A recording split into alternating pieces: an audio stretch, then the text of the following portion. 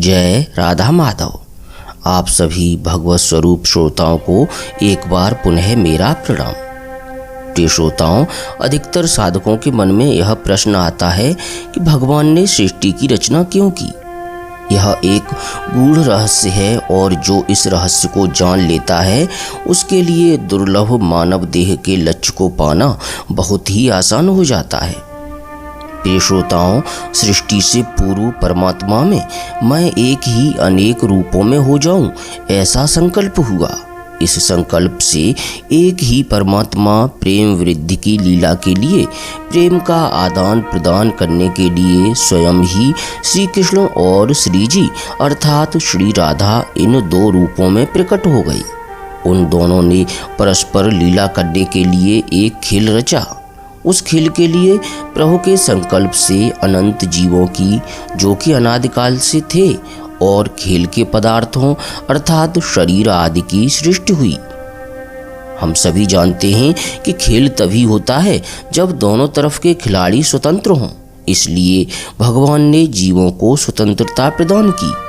उस खेल में श्री जी का तो केवल भगवान की तरफ ही आकर्षण रहा, खेल में उनसे भूल नहीं हुई। अतः श्री जी अर्थात श्री राधा जी और भगवान में प्रेम वृद्धि की लीला हुई।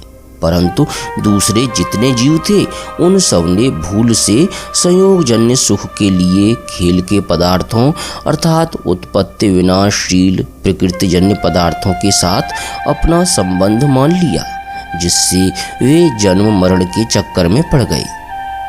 खेल के पदार्थ केवल खेल के लिए ही होते हैं, किसी के व्यक्तिगत नहीं होते।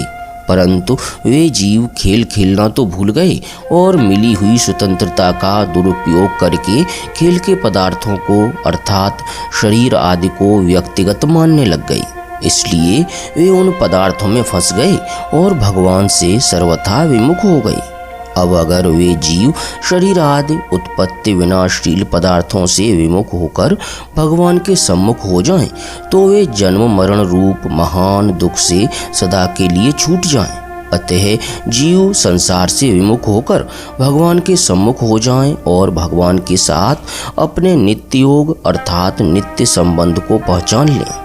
इसके लिए ज्ञान की आवश्यकता है, जो गुरु के द्वारा, श्रीमद् भगवद गीता जी के द्वारा अथवा अन्य शास्त्रों के द्वारा प्राप्त हो सकता है। जय जय श्री राधे।